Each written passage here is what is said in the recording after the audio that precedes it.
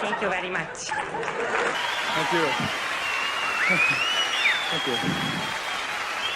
Thank you very much.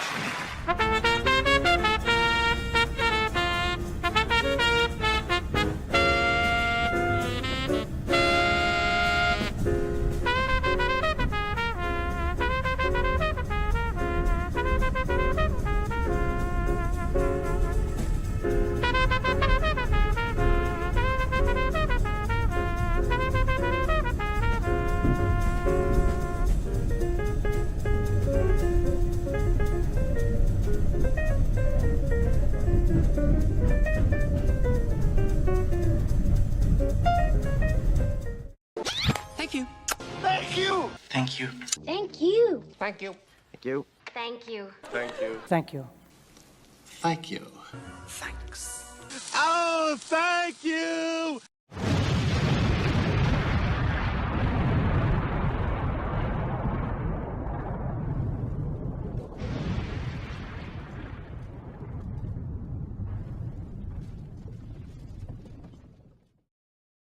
Deo, Deo.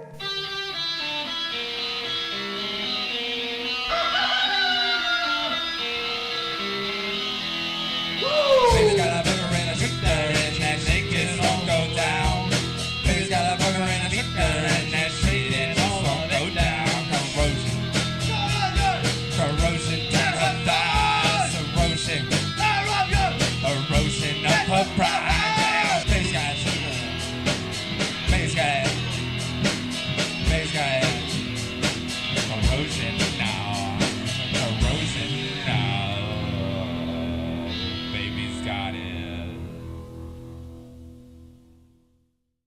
Greetings and salutations from the great white north. That's not racist, because it gets wintry here and the snow's white. So you can blame the snow if you want to. Good morning, everybody. We got Laine P in the house. Willie's here too. Willie, for some reason it won't let me pop it up, but he left a $10 donation, a super chat. Thank you, Willie. Appreciate that. He says, welcome back. It's been a while. Looking forward to the secret show coming back too. Brianna Joy Gray for president and Max Blumenthal for vice president 2028. Very nice. Thank you, Willie. Appreciate you as always, and appreciate all donations, anything that you guys give to the show. Of course, I do appreciate that. And thank you so much. Something happened. I'm having hot flashes. So we just passed 666 subscribers here on the channel. I thought we wouldn't reach that till probably October, if ever. And because that would have been a good time to be 666.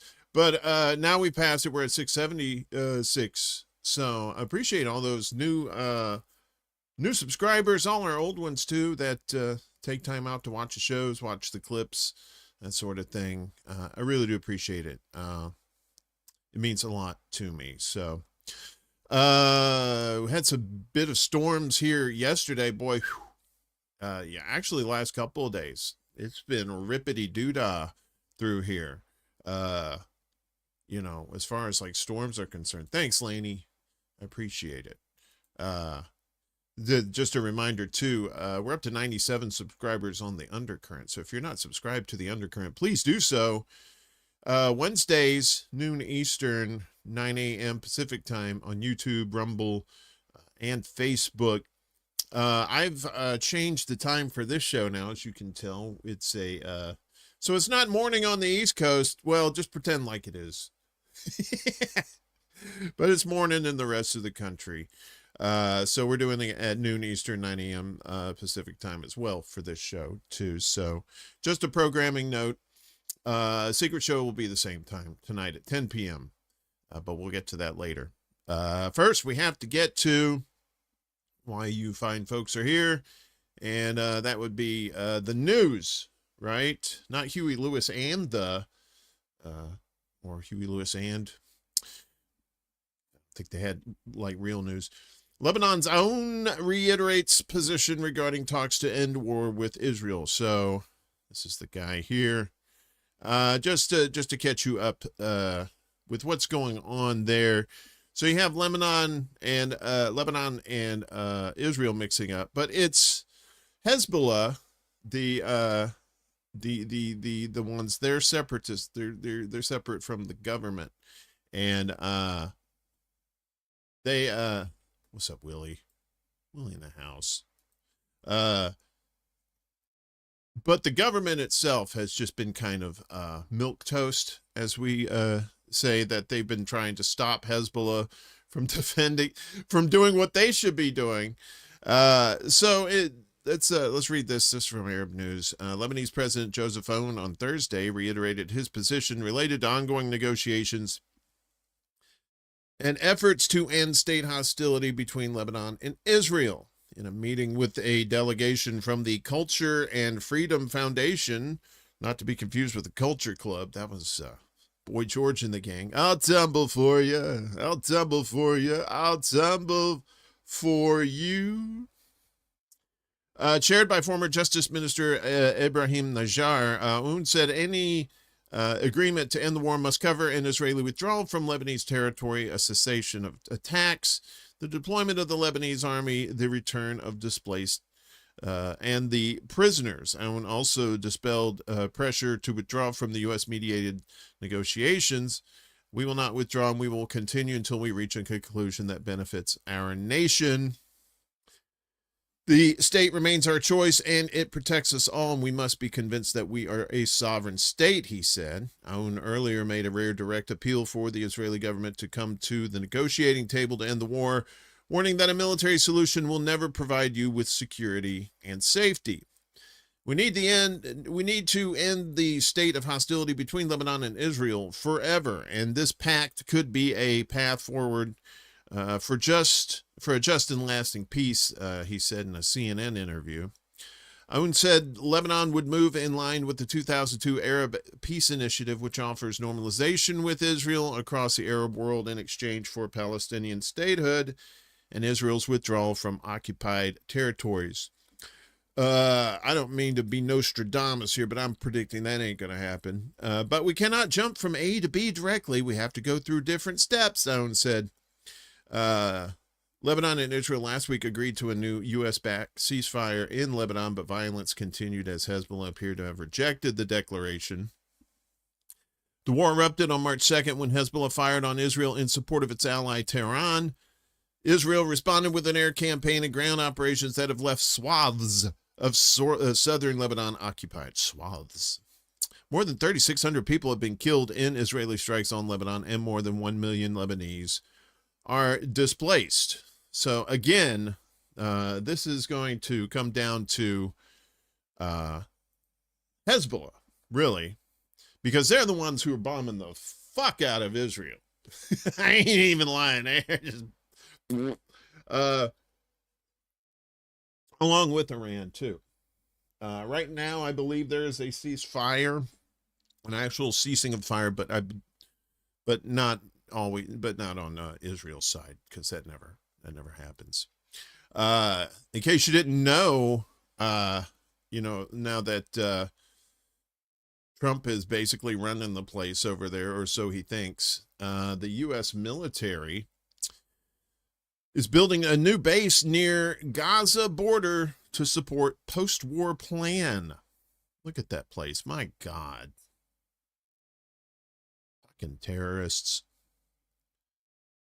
U.S. military has begun constructing a large base near the Gaza border that is expected to serve as a headquarters for military and civilian personnel involved in implementing Trump's Gaza plan, according to a report by the Israeli newspaper Israel Hayom. The newspaper reported on Wednesday that construction is underway near the Israeli community of Re'im, close to the Gaza Strip. According to the report, the facility is intended to function as a central command and coordination hub for international organizations, civilian personnel, and military forces expected to participate in the implementation of the next phases of Trump's plan for Gaza. We have learned that the U.S. Army has begun constructing a massive base on the Gaza border, not far from Re'im, the newspaper reported. Israel Hayom said the new installation is expected to replace the multinational headquarters currently operating from Kiryat Gat in southern Israel. According to the report, the Kiryat Gat facility previously hosted representatives from more than 24 countries, including several Arab states who participated in international coordination efforts related to Gaza. The newspaper said many of those representatives left following the outbreak of the conflict involving Iran earlier this year. So this is part of Trumpy's plan, the post-war, headset thing there, the post-war plans for Gaza. But really, that's kind of on hold too, because the United States has its hands full with Iran right now. And basically what comes out of that, there could be, and I'm not saying there is, but there could be an option for Gaza in there for Trump to keep his mitts off of it if they want a peace deal with Iran. But we'll get to more of that here in just a second. Before we do that, though, a slimy European country kowtows to Israel as EU state lifts arms embargo on Israel after spy scandal. What?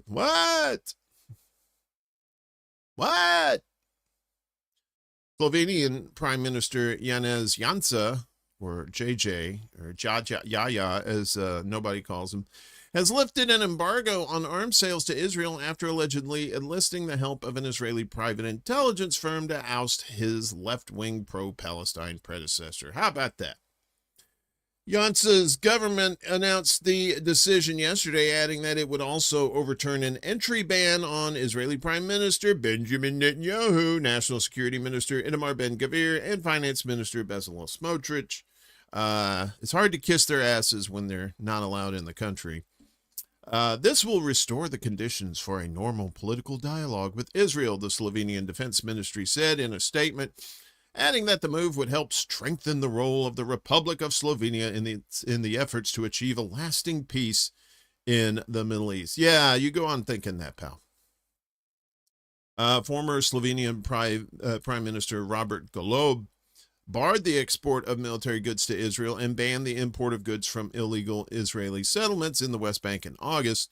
1 year earlier, he had recognized the state of Palestine and declared Israel's war on Gaza to be genocide. Yikes.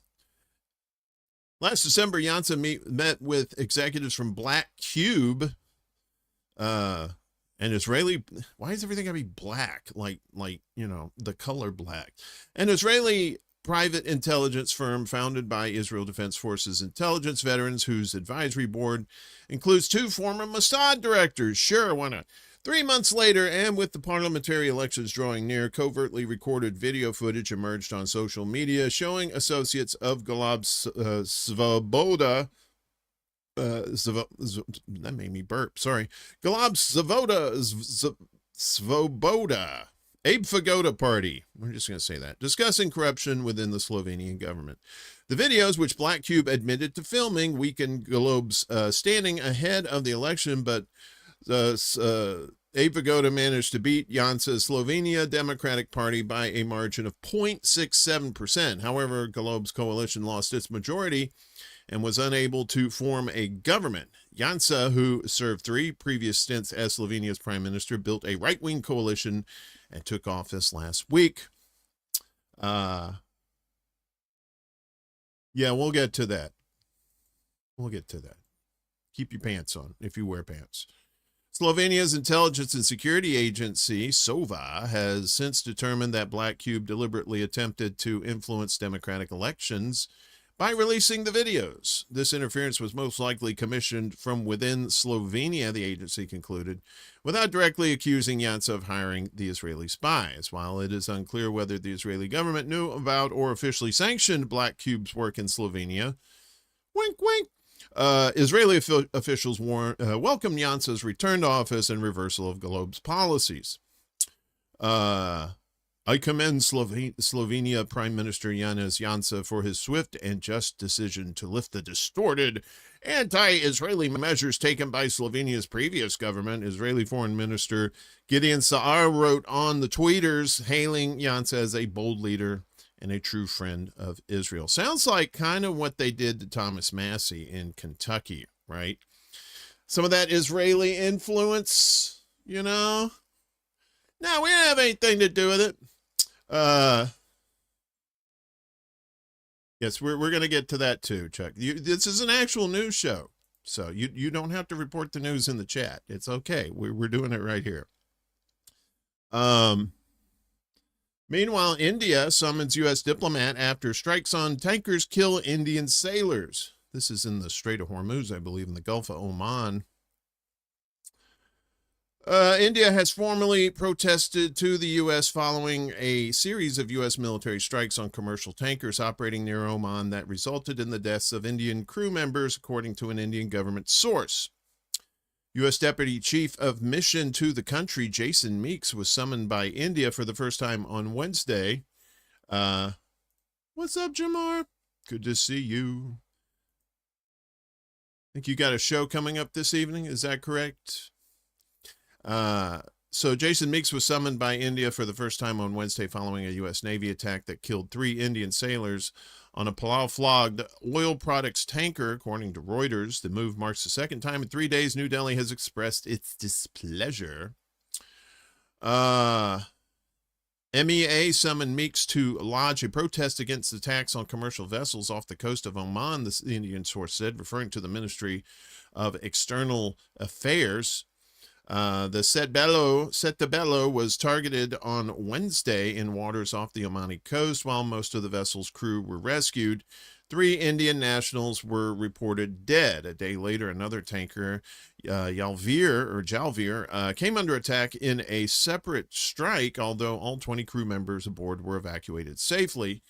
Yesterday, yet another vessel with 20 Indian crew on board came under attack, the source added. The incidents have intensified concerns in India, one of the world's largest suppliers of merchant seafarers, as thousands of Indian nationals work aboard vessels operating across the Gulf region. Washington has maintained that the strikes were part of efforts to enforce restrictions on shipments linked to Iran.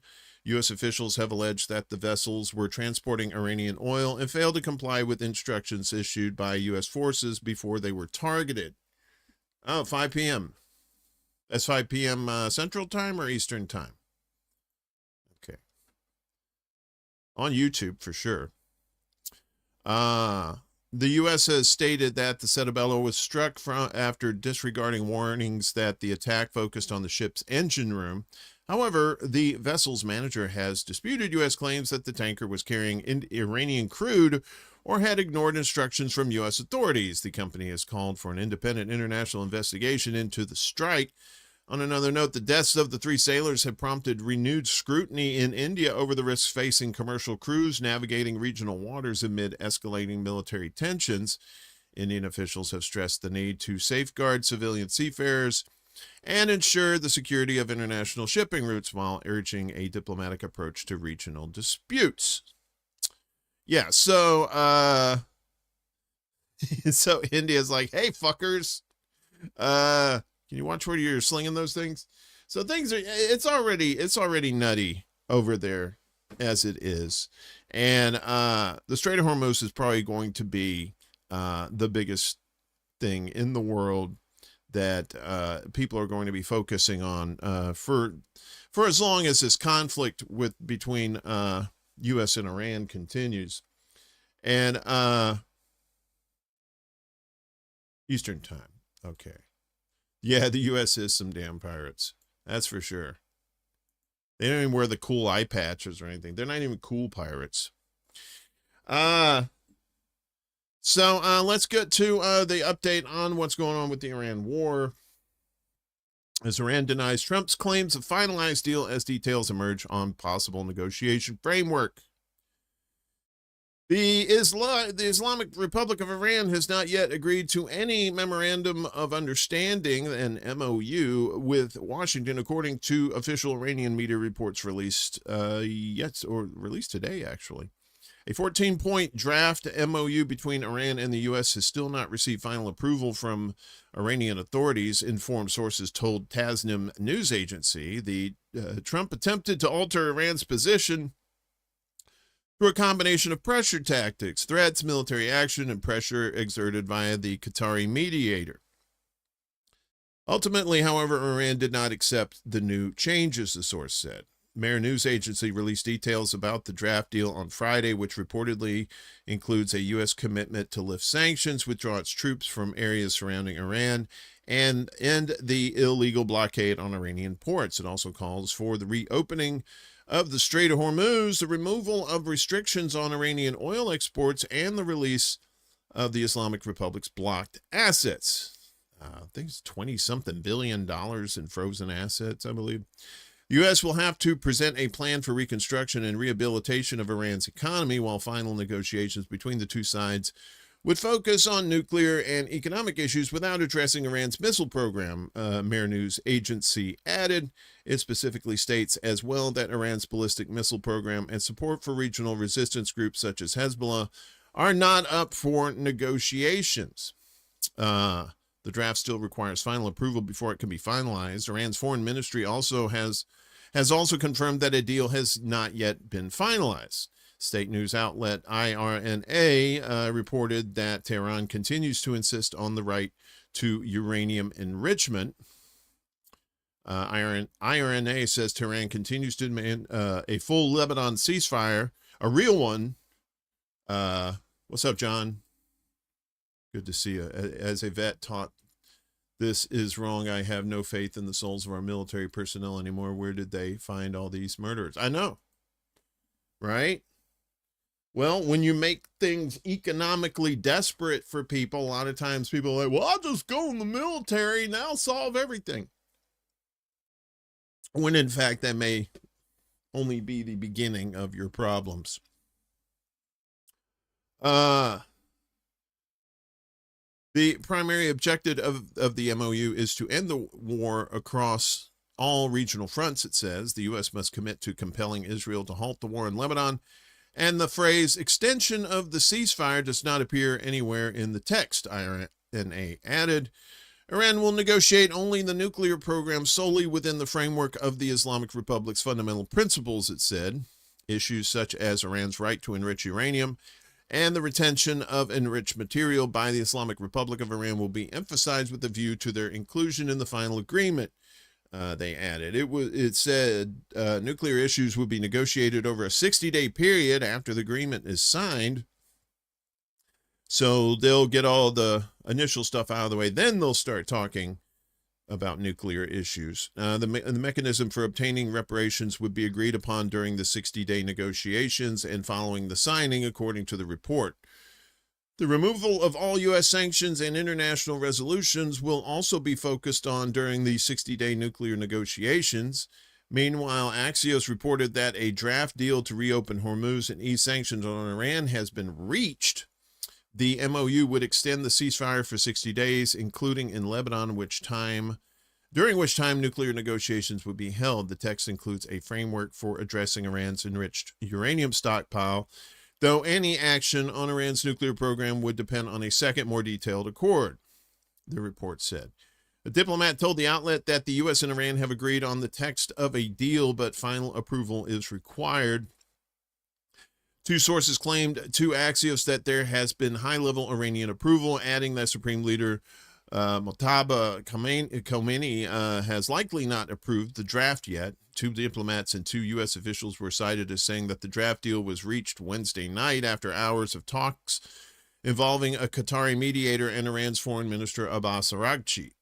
Western media reports, including Axios, are emphasizing that the draft ensures Tehran will never obtain a nuclear weapon, which they probably will anyway. After all this, I would.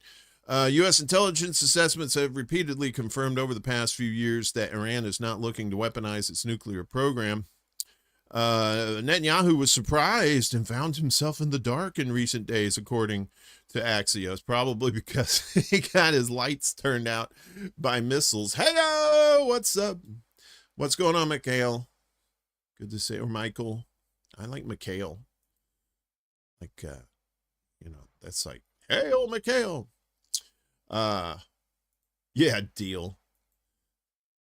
Yeah, deal. Yeah, they're gonna rewrite the definition of deal, just like they rewrote the definition of vaccine. Remember that? Remember they did that? That's for reals. Let's see. The publicly stated U.S. goals at the start of the war include destroying Iran's missile program or forcing it to concede on the matter. Israel has insisted on this to Washington, hence the hand up Trump's ass, as well as on zero enrichment and an end to support for the axis of resistance. Look at this evil. Look at just the bags of evil right there. Just bags of evil. Israeli newspaper Yediot Ahronoth, citing sources, says Netanyahu told Trump that he understands and respects his efforts to secure an agreement with Iran, but emphasized that Israel must not become the victim of any such deal. Israel and its victim complex. Trump claimed the night before that an agreement had been reached. The president has made this claim 39 times since March, according to CNN. Yeah, so that's the Iranian side. Now we go to the Looney Tunes crazy nutty part. Trump says Iran's leaked deal terms are untrue. The man who knows a lie when he sees it or when he says it. There he is right there. It's bullshit. I'm going to call bullshit. I smell bullshit. I even have a little bullshit on my face. Look at that. What's that brown shit? Trumpy denied that the U.S. has made major concessions to Iran, and a senior U.S. official called an emerging pact performance-based, with Tehran getting no frozen assets until its part of the agreement is fulfilled. In a post on his Truth Social platform, Trump said Iran's leaked comments on a deal with the U.S. do not represent what he has been agreeing to in writing. What they said, including their weak and pathetic statement on having a deal, bears no relation to the truth. Yeah. You calling out somebody for lying, that's funny. Very dishonorable people deal with them. There is no such thing as dealing in good faith. Amazing. Must have been looking in the mirror when he said that. Iran's version of the deal, as outlined by the IRNA news agency, said the U.S. will release part of Iran's frozen assets immediately after the deal is signed, with the remainder freed gradually during further negotiations. It says Iran's nuclear program remains untouched. The U.S. senior official, or the senior U.S. official speaking on condition of anonymity, said that under the agreement, Iran's nuclear material will be destroyed and removed, and its nuclear program will be dismantled. Iran is believed to possess 900 pounds or 408 kilograms of highly enriched uranium. Lance Ripa, what's up? SpaceX just started trading at 165. And we're going to get to that. You guys, you need to just chill, all right? This is a linear program. What's up, Kate? This is what they have agreed to. This is a performance-based deal, the official said. None of their money released until they perform. Strait of Hormuz will be open. No Iran funding of terrorist groups. Trump said on Thursday he was calling off new strikes on Iran because a deal had been reached. Terms of the deal, as described on Friday by Iranian officials, appear to offer Tehran much of what is demanded so far, with Trump appearing to win little of what he has sought beyond the reopening of the Strait of Hormuz, which Iran shut after he ordered attacks on Friday, or in February, I should say. A senior Iranian source told Reuters on Friday that the draft would waive sanctions on Iran's oil, unfreeze billions of dollars of its funds, and require a cessation of hostilities on all fronts, including Lebanon. We told you about that. And this was just discussed later or earlier about their nuclear issues, the waiving of sanctions, that sort of thing. So probably ain't going to get done anytime soon at all. Probably not. I don't know. I don't mean to be that guy, but I'm pretty sure. This stuff ain't going to happen anytime soon. I don't think it's going to get done before the midterms, which should make things pretty interesting if you're into that sort of thing. So what is the war doing? Trump's Iran war slowing global economic growth to lowest levels since pandemic. That's according to the World Bank. The World Bank on Thursday lowered its global growth forecast for the remainder of 2026 as the illegal U.S.-Israeli war of choice on Iran drives up energy prices, inflation, and the cost of debt.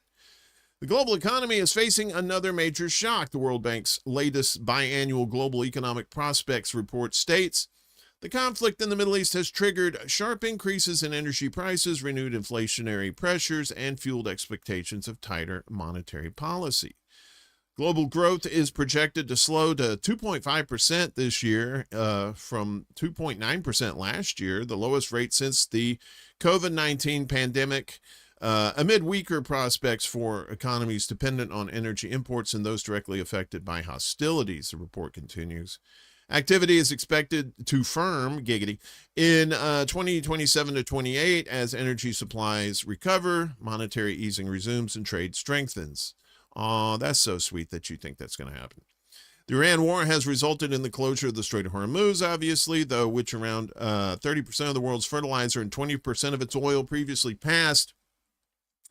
In addition to increasing the risk of a global food crisis, the Strait's closure has sent fuel and fertilizer prices soaring, with U.S. farm diesel costing nearly 50% more than it did on the war's eve in February, and various fertilizer products spiking by between 1/4 and 1/2. The war has affected the economies of countries far removed from Iran, as the World Bank reports forecast that growth in emerging market and developing economies, or MDs, is expected to slow to 3.6% this year. The level of per capita income across EMDs, excluding China and India, relative to advanced economies, is not expected to return to the pre-pandemic level until after 2028, implying nearly a decade of lost income convergence, the International Financial Institution predicted. World Bank Group President Ajay Banga, said in a statement Thursday that developing countries have faced a series of challenges over the last decade. The impact differs by country, but the basic test is the same: protect people and preserve stability today without giving up on growth and jobs tomorrow, Banga added. In response to the current shock, we are providing liquidity where it is needed now, and we are ready with additional financing, guarantees, and private sector solutions if pressures deepen. Our job is to help countries steady the ship, keep reforms moving, and emerge stronger on the other side.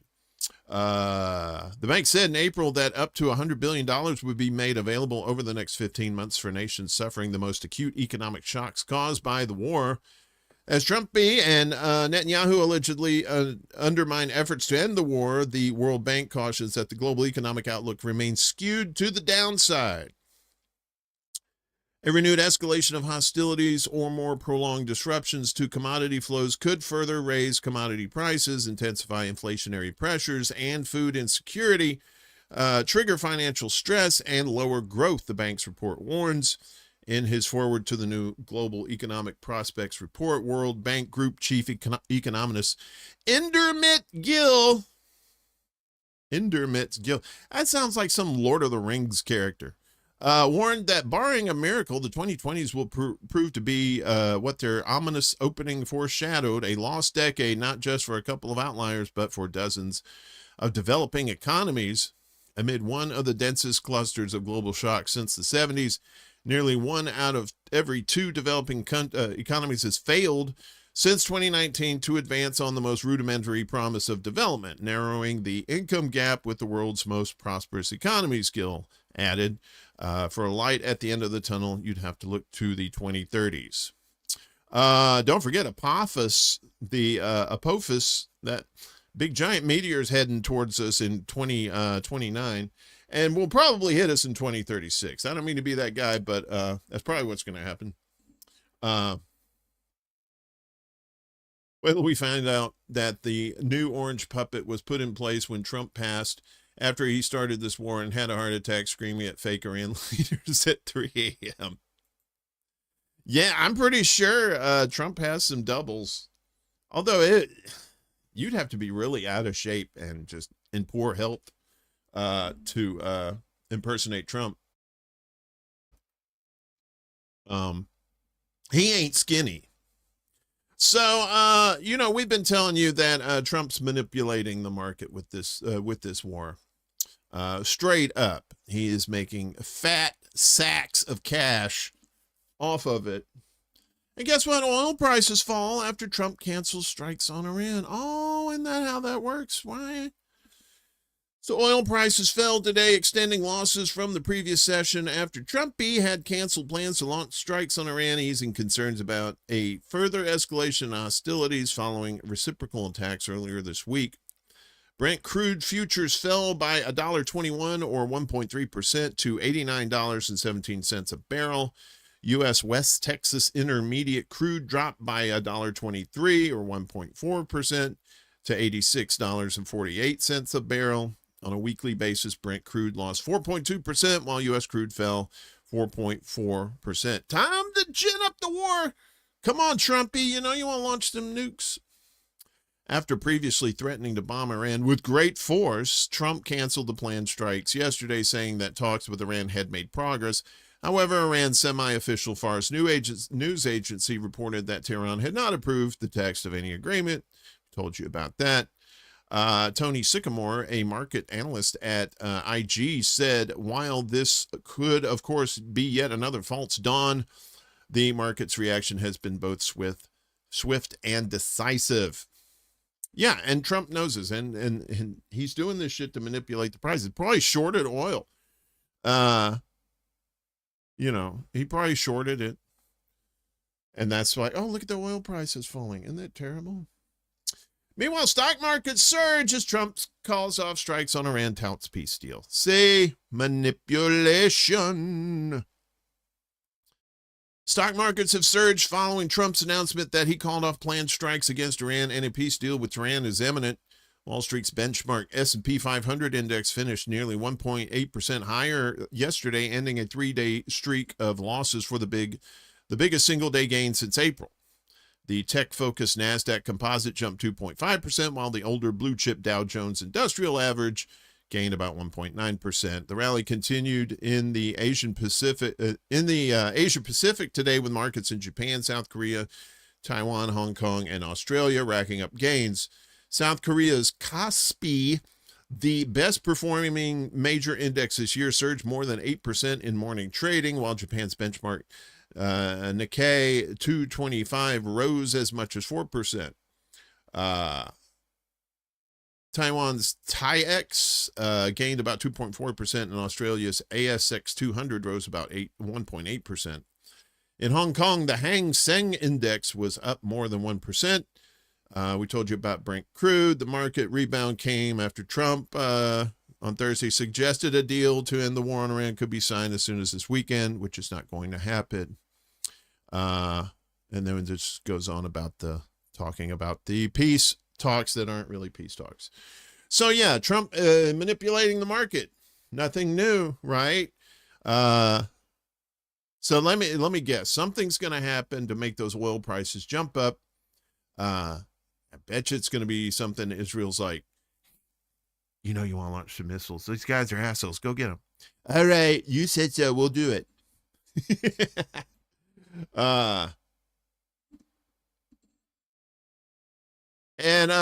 You probably heard about this. When, maybe oil prices are down, the stock market is up, and guess what? So is inflation. Shocking. And Trump says, I love the inflation as rate rises to 4.2% amid Iran war pressure.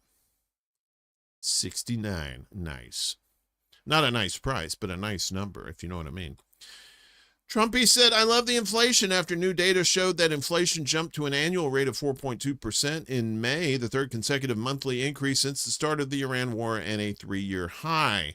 Speaking from the White House on Wednesday, Trumpy said that he was not concerned about inflation because of recent developments in the conflict.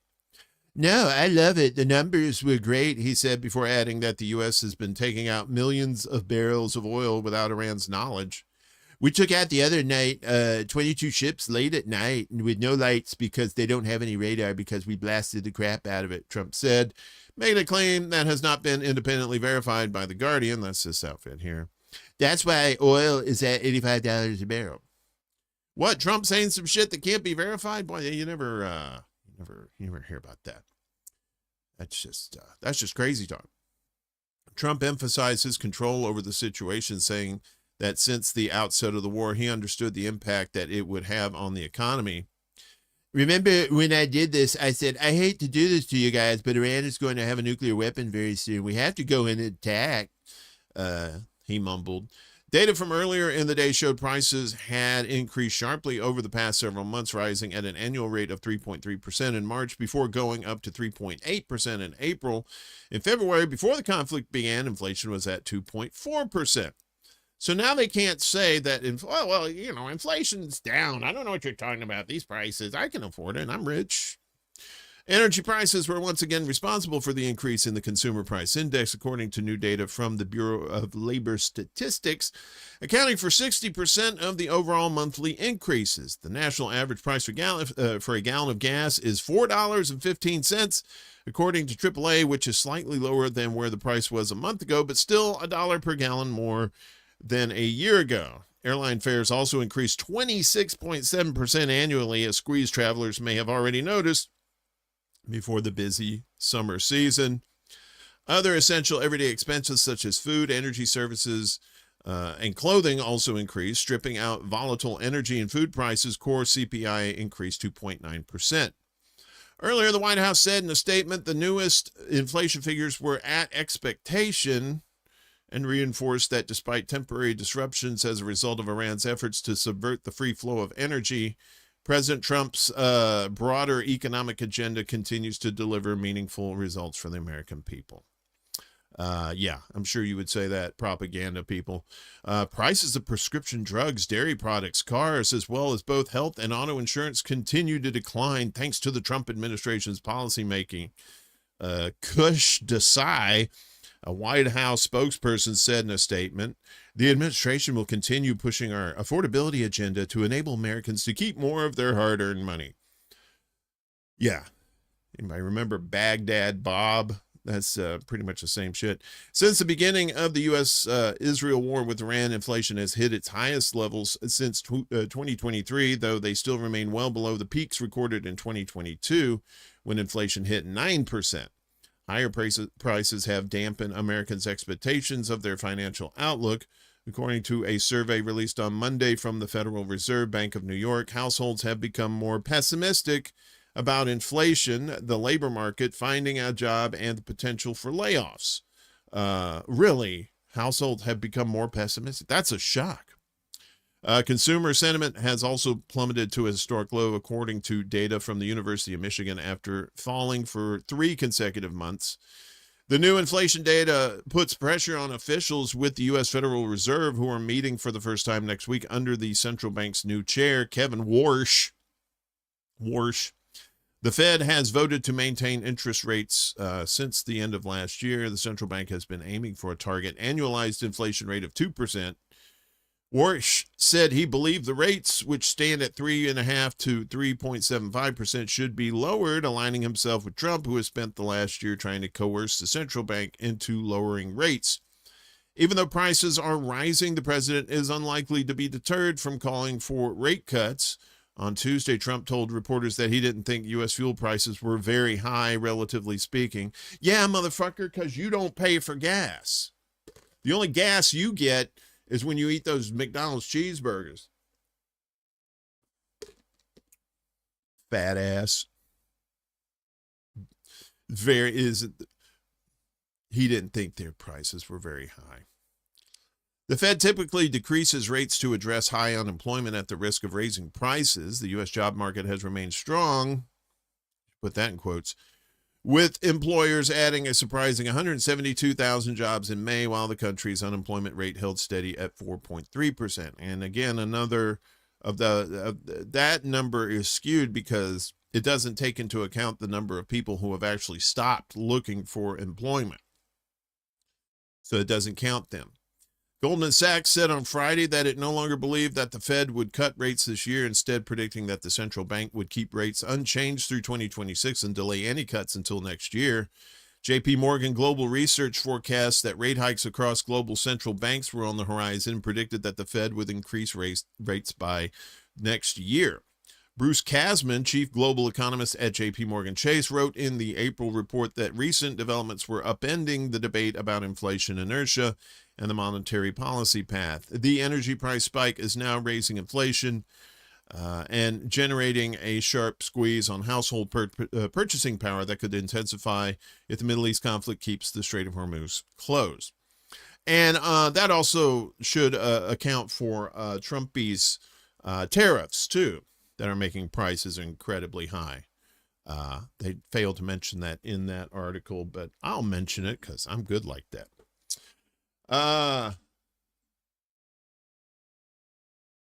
Removed everyone's time lapse. I didn't know there were time lapse clocks. I'm sorry they took it away from you. What's up, Ghost Art? So, yeah, first trillionaire incoming. SpaceX pulls off record-breaking IPO. That's just a not a good-looking picture at all of him. Elon Musk's rocket company SpaceX raised $75 billion after pricing 555.6 million shares at $135 each. And I believe somebody in the chat, maybe was it you, Lance, that said that it's up to 165 now? Is that right? I believe that's what you said. And I take your word. Yeah, X just started trading at 165. Yeah. In the largest initial public offering or IPO on record, according to a filing with the Securities and Exchange Commission, that would be the SEC, the deal cemented SpaceX's place among the world's most valuable publicly traded companies. The $135 per share price matched the level SpaceX had previously indicated and implied a market capitalization approaching $1.8 trillion at the time of the offering. At that valuation, Musk, already the world's richest person, could become the first individual in history to amass a fortune exceeding $1 trillion. And to put $1 trillion into perspective, let's say you have $1 million, right? You have $1 million. I don't know, maybe you got it in hundreds or something. You got it in a suitcase. And it just fits just right in this suitcase. You would need 1 million of those suitcases for $1 trillion. It's insane. In its IPO filing, SpaceX cast itself as more than a launch and satellite communications company, outlining ambitions that include orbital data centers. Oh boy, that's what you want in space. They're not bad enough on land, but in orbit, yeah, you want those. Lunar infrastructure, asteroid mining, and ultimately cities on Mars as potential drivers of future growth beyond its core businesses. The offering was structured as a fixed price, take it or leave it deal for investors. Yikes, look at him. He just looked. I did not see a more worse picture. Did you see what I did there? The transaction outpaced previous high-profile listings, making it the largest initial public offering on record, ahead of Saudi Aramco's $29 billion listing in 2019, Alibaba's $25 billion debut in 2014, and Meta Platforms' Facebook offering of $16 billion in 2012. SpaceX's valuation also dwarfs its closest rivals, including Virgin Galactic at about $576.9 million, and Blue Origin, a private company estimated by analysts and private transactions at up to $100 billion. The scale of the offering and SpaceX's lofty valuation have drawn criticism from some analysts and investors who question whether the company can justify a valuation of nearly $1.8 trillion without sustained profitability. Yeah, sounds like, as Einstein once said, spooky action from a distance. Only in this case, it's close up. Critics also cite its continued need for massive capital expenditures as it expands its launch and satellite businesses. SpaceX was worth roughly $63 per share, less than half the IPO price, according to Morningstar, as cited by The Guardian, with strategists arguing that investors were pricing in overly optimistic assumptions and that the valuation had become detached from fundamentals. Investor Steve Eisman, known for predicting the 2008 U.S. housing crash, warned about risks from the company's heavy spending and told CNBC that its valuation appeared to reflect speculative expectations around artificial intelligence related ambitions. Senator Elizabeth Warren, the snake herself, also urged the SEC earlier this week to scrutinize SpaceX's governance and valuation, citing concerns over investor protection and concentrated control. So yeah, Alfred E. Newman here is getting set to be a trillionaire. Because, you know, we need trillionaires. We need trillionaires.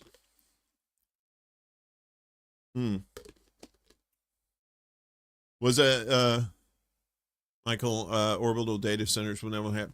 They may already be up there. That's the thing. He's been putting up these, these satellites left and right. Who God knows what else he's putting up there too. What's up, Wesley? Let's just say you have $1 million. Yeah, I wish that were actually true, Wesley. Then I would be saying, hey, Wesley, hook a brother up. What happened? Meanwhile, if that doesn't get your blood boiling, 88 corporations that paid no U.S. federal income tax in 2025 spent $852 million on recent lobbying and elections. Yay! Look at her. Yay, lobbying! And he's like, yes, my dear, lobbying. Oh, this jackass won his primary, Leslie, what's his name? Lindsey Graham. I almost call him Leslie Nielsen. Lindsey Graham won on Tuesday, so he'll be up for re-election in November, in case you wanted to know that. 88 corporations. Yeah, I know, these fairy tales. Clean coal. Exactly. 88 corporations that paid no federal income tax last year spent roughly $852 million on U.S. campaign contributions and lobbying during recent election cycles, a report published Thursday revealed. The report, The Current Price of Zero, was authored by Eileen O'Grady, a researcher at Public Citizens Congress Watch Division. The publication draws upon an analysis published in April by the Institute on Taxation and Economic Policy, or ITEP, showing that at least 88 of the nation's largest companies paid no federal corporate income tax in fiscal year 2025, despite reporting combined U.S. pre-tax income of around $105 billion.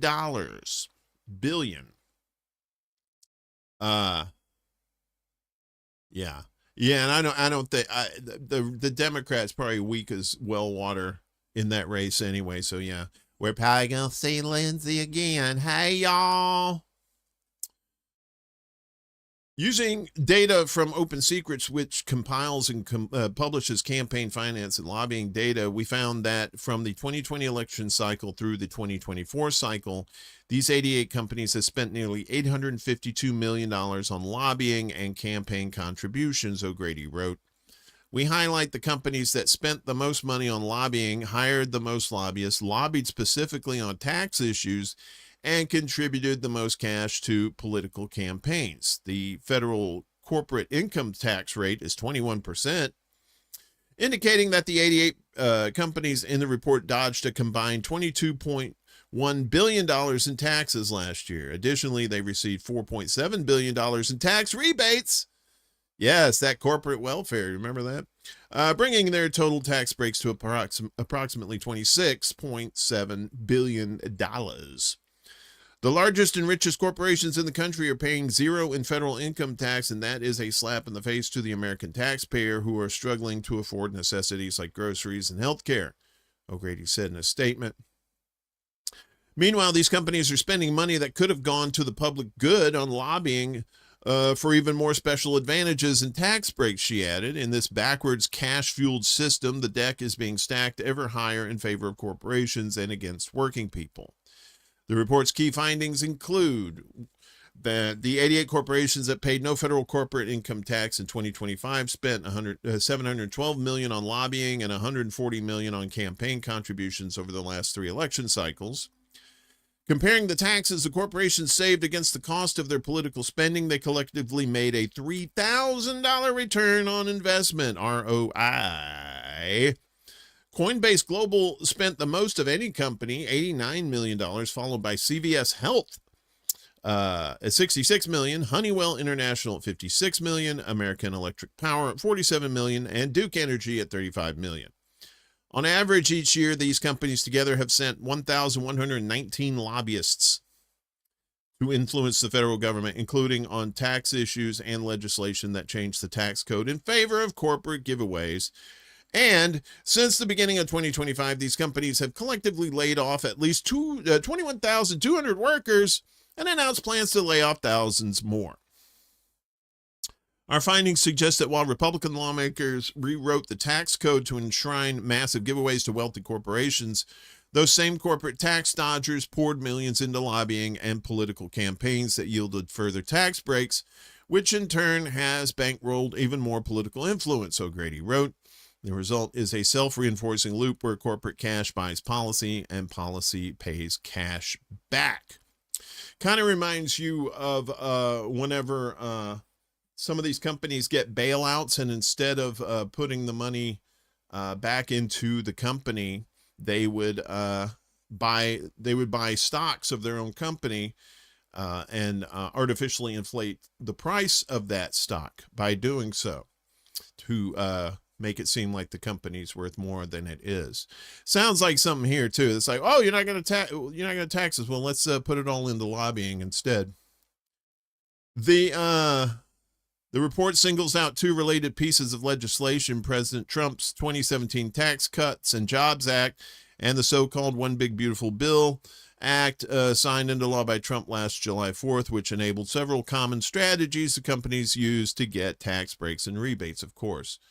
The most commonly used corporate tax giveaway, accelerated depreciation, enabled more than half of the companies to collectively avoid $11.4 billion in taxes by allowing them to write off capital investments immediately, O'Grady noted. In addition, a tax break supercharged under the big ugly law allowed more than 30 companies to immediately write off research and development expenses, or R&D if you're in the biz, which alone netted them at least $4.4 billion in savings, she added, using a common liberal epithet for the OBBBA. Since the U.S. Supreme Court's 2010 Citizens United and Federal Election Commission ruling, remember that, which made corporations people, which affirmed that political spending by corporations, nonprofit organizations, labor unions, and other groups is a form of free speech protected by the First Amendment. That's kind of ironic, seeing how they're just tearing up the First Amendment these days. Nearly $20 billion has been spent on U.S. presidential elections and more than $53 billion on congressional races, according to data compiled by Open Secrets. Spending on 2024 congressional races was double 2010 levels, while presidential campaign contributions were more than 50% higher in 2024 than in 2008, the last election before Citizens United. CBC voter, what's going on? Good to see you. Ultra wealthy and corporate mega donors played a critical role in Trump's 2024 victory. Fossil fuel interests spent more than $445 million during the 2024 election cycle on campaign donations, lobbying, and other efforts to elect Trump and his Republican allies, plus pass policies that benefit their climate-wrecking businesses. Artificial intelligence and cryptocurrency are fast emerging as some of the most prolific lobbyists. Trump and Republicans in Congress have promoted policies and legislation boosting these sectors and shielding them from government regulation. Elon Musk, we were just talking about there, is the most prominent of the numerous Trump donors who have been rewarded with cabinet nominations and other key appointments in an administration dominated by billionaires and corporate interests, as Americans for Tax Fairness Executive Director David Cass described it. O'Grady wrote that corporate tax dodgers spend lavishly on lobbying and campaign contributions that feed into more tax breaks, which in turn fund even more political spending on policies that serve to pad corporate profits, and the cycle continues. Contrarian kitties. If you vote for Lindsay, you deserve to have your kids drafted to Unalive for Israel. Yeah. Yeah, pretty much. Yeah, don't let your kids go in the military. Don't do it. To remedy this, the report asserts it is imperative that Congress undo the Republican tax giveaways. What? Please. They're not going to do that. To corporations like bonus depreciation and research and development write-offs. In addition, the corporate rate must be increased to at least the 35% rate that stood before the 2017 law. Yeah, these people, the same people that complain about, people getting fruits and vegetables are the same ones that are like, what do I get? Corporations should not be able to deduct multi-million-dollar bonuses, and Congress must prevent multinational corporations from avoiding taxes by booking profits in offshore subsidiaries by equalizing the domestic and international tax rates, the publication concludes. With these and other reforms to our tax code, our nation could have more than enough revenue to reinvest in American communities and make life more affordable for everyone. It's time to finally put people over corporate profits. Yeah, but you have to make sure that you have the people in government that's going to do this. And while they're all getting paid in one form or another, they're not going to let go of that cash. What are you, crazy? If there was a way to make billionaires invest in their own states, in the communities in their states that need it, then that would be great. But they're not doing that. They're just trying to make a buck. They're trying to make a profit. And that's all that they care about. Meanwhile, in China arrests U.S. scholar on espionage, national security charges. This is the gentleman right there. China has confirmed the arrest of Min Zin, I hope I'm saying that right, a U.S. citizen and prominent Myanmar scholar on suspicion of espionage, according to the Chinese Foreign Ministry, in a case that adds further strain to already fragile U.S.-China relations, according to Reuters. The Foreign Ministry said on Friday, that would be today, that Min Zin, who leads a Myanmar-focused think tank, is being held under criminal detention for spying and endangering China's national security. Take a drink. National security. I don't know what they drink in China, but, drink up. Foreign Ministry spokesperson Lin Jian said the detention was carried out, quote, in accordance with the law on suspicion of espionage-related offenses. It is understood that Min Zin has been placed under criminal detention by the relevant authorities in accordance with the law on suspicion of engaging in espionage and endangering China's national security, Lin said at a regular briefing. Beijing also confirmed that the U.S. consulate in Guangzhou has been notified of the arrest. 3 sources familiar with the matter said Min Zin was detained after arriving in Kunming in southwest China. They said he was taken into custody at the airport, though details surrounding the arrest remain unclear. Min Zin serves as executive director of the Institute for Strategy and Policy, ISP, Myanmar, a research organization focused on Myanmar's political transition and conflict dynamics. He is a former student activist linked to Myanmar's 1988 democracy movement and studied political science at the University of California, Berkeley. Following Myanmar's 2021 military coup, the ISP relocated its operations abroad as the country descended into civil war between the military junta and a range of opposition forces. The think tank has published analysis on Myanmar's political transition, the post-coup power structure, and the country's worsening economic conditions. Notably, Min Zin has previously written that the level of U.S. engagement in Myanmar has broader implications for the regional balance of power.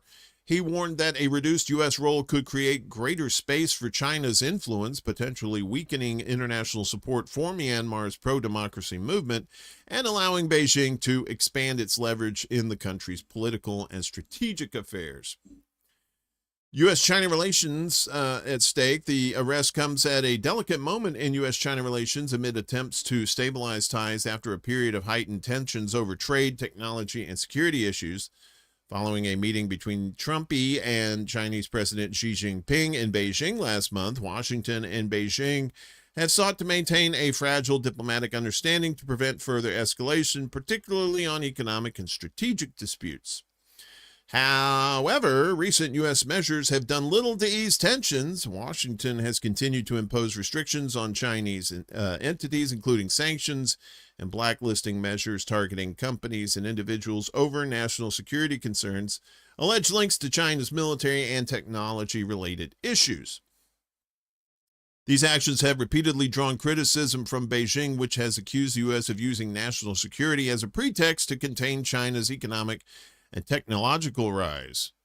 So things aren't bad enough.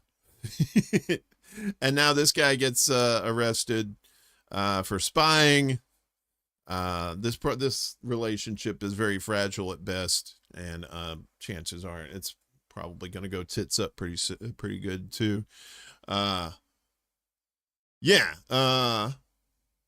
Carolina is also the home of what's his face, is he a senator, or is he Jim something? The one that meddled in Bernie's election, or in the primaries. He colluded with Obama. I can't remember his name, but I think he's from South Carolina too.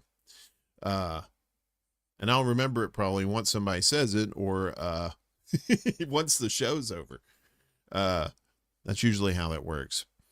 Finally, in our news fun fest here, South Korea's ex-president gets 30 years over North Korea drone incident. He doesn't look too pleased about it. What is this? South Korea's ex-president Yoon Suk-yeol was sentenced to 30 years in prison for sending military drones into North Korea, a move prosecutors argued was aimed at creating a pretext for his disastrous martial law declaration back in 2024. You remember that? He was like, I declare martial law, and everybody was like, the fuck are you talking about? The drone flights, which Pyongyang said included the dropping of propaganda leaflets, triggered a spike in military tensions between the nations back in October 2024. Special prosecutors said in April that Yoon's effort to fabricate wartime conditions with the drones had undermined state security.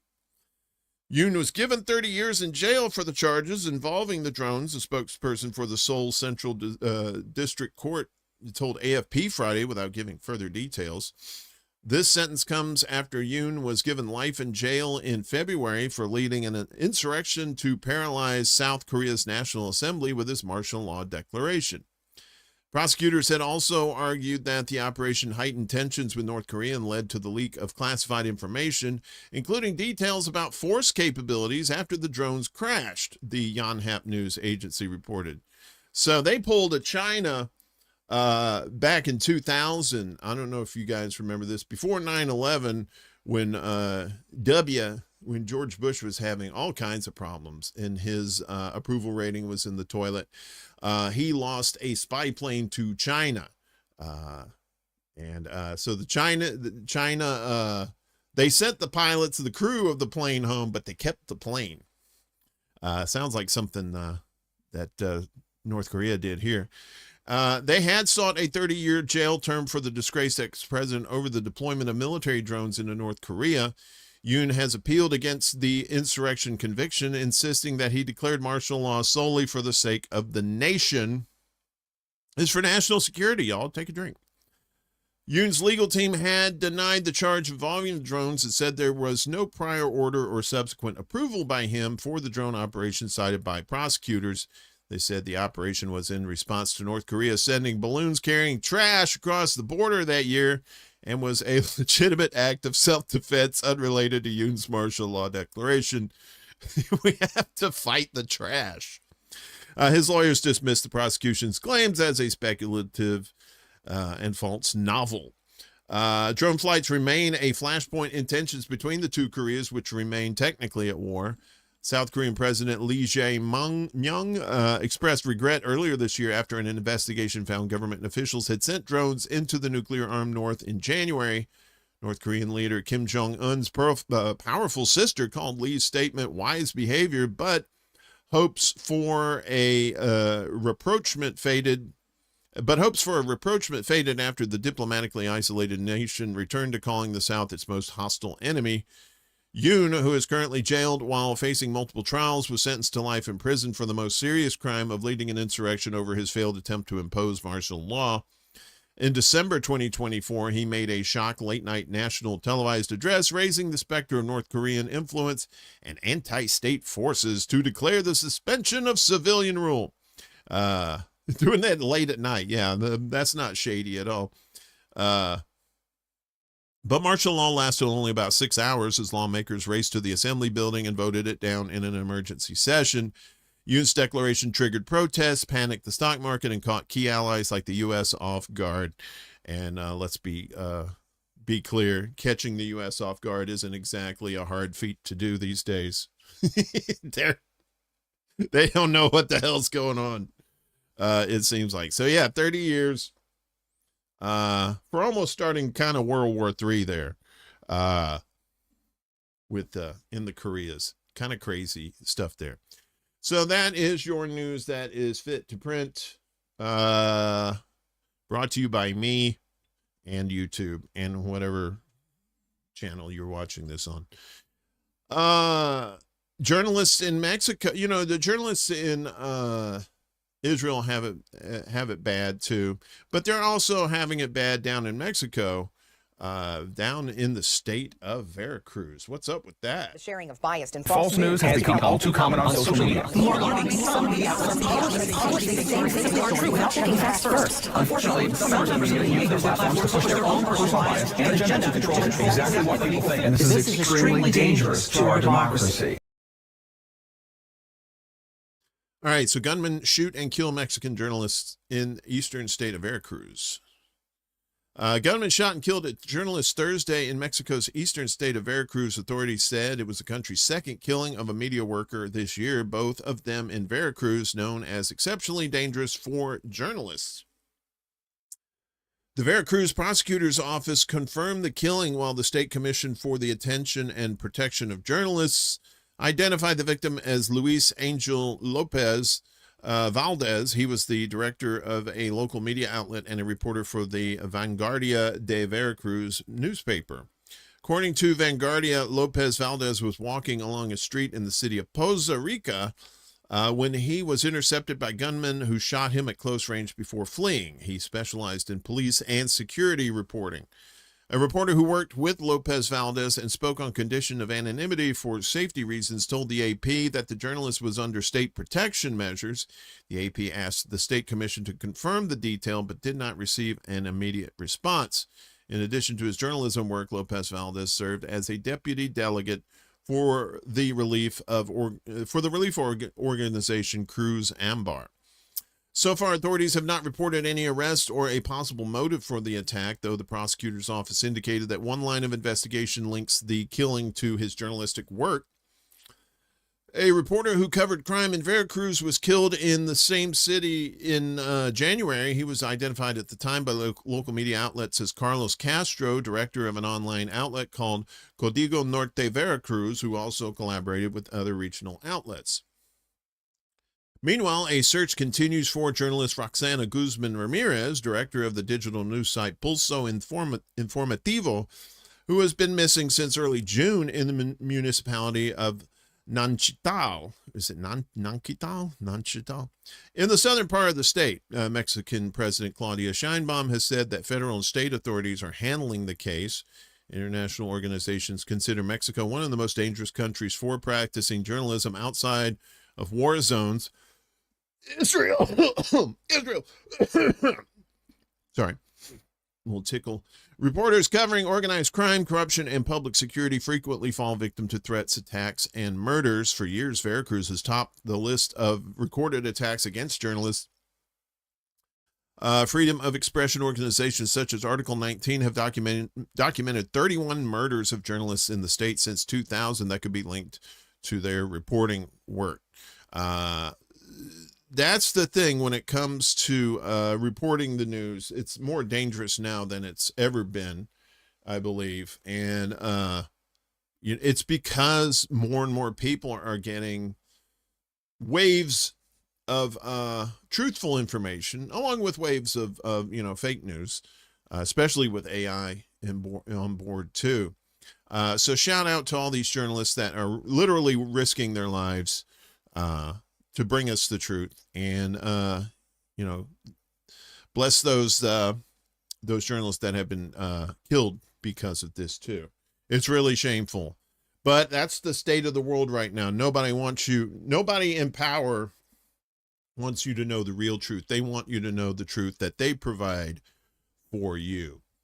So Jane Fonda's in the news, kind of, sort of thing, and she's got a little rebuttal to the UFC Freedom Fuckfest, whatever it's called.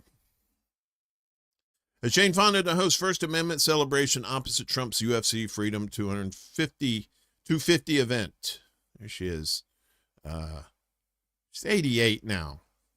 I mean, I ain't trying to tell the woman what to do, but the tight stuff, I don't know. But she still looks pretty good for 88, that's for sure.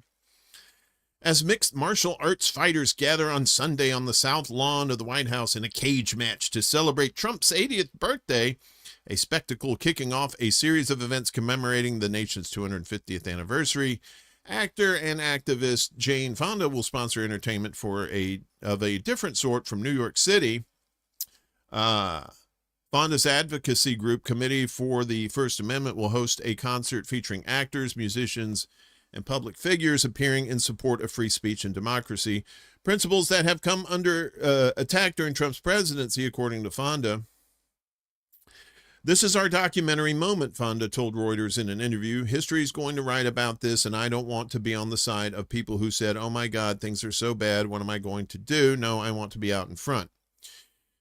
Well, there's probably better ways of doing that, Jane, but whatever. The Rise Up Sing Out concert, which begins at 7:30 p.m. Eastern on Sunday, will include performances or appearances by Julia Roberts, Lily Gladstone, Bette Midler, Patti Smith, and Rufus Wainwright. The event takes place at the Town Hall, a century-old landmark founded by suffragists, and will be available to watch via live stream. Ooh.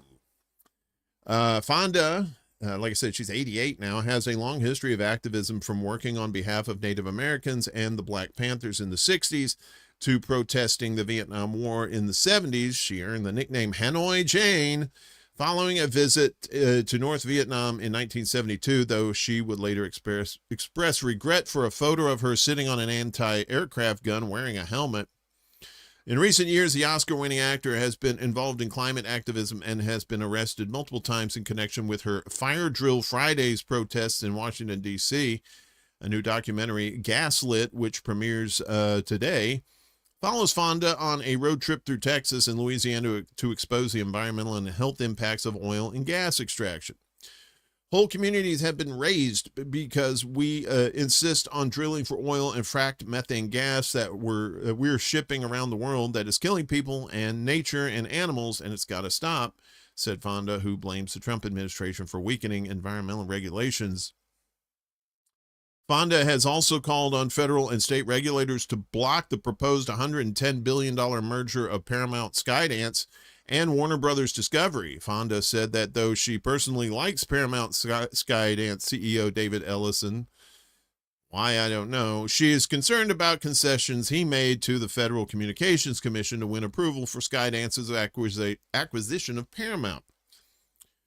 The lifeblood of creativity is going out the window in order to satisfy these autocrats in the White House, she said. Ellison has said the combined Paramount Warner Brothers Discovery would invest in quality content, releasing 30 movies a year, something that will benefit Hollywood's creative class. Sure. Yes, they've been releasing movies for over the last couple of years that are just not very good. In October, Fonda revived the Committee for the First Amendment in response to a perceived rise in authoritarian practices and attacks on free speech. She didn't have this going during Biden? Wow, there's a shock.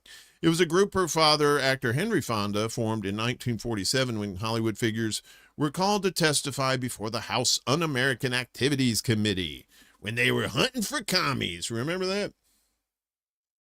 We are the storytellers. We are the artists, Fonda said. Without the First Amendment, we can't exist. So Hanoi Jane offering her 2 cents there. Yeah. Exercise videos. That's for sure. But it just seems like these, one-day protests that they have on the weekends, these parades. It's just virtue signaling. You're not really doing anything. All you're doing is just, you might be drawing attention. This sounds to me like the Kid Rock halftime show response to what's his face, the Hispanic singer. I guess he's a Puerto Rican guy. I can't remember the guy's name. Baby Bucks. I don't know. I'm not hip. I'm more hip replacement. It just seems like some sort of virtue signaling response to that.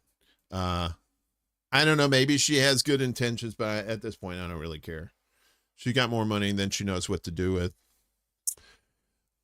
This one's fun. If you love Israeli propaganda, and I know you do, you come back for more. Bad Bunny. Thank you. Laine's more hip than I am. I'm more hip replacement. What happened? French watchdog reveals Israeli propaganda firm meddled in New York, Scottish, and African elections. What? Israel meddling in other people's shit? That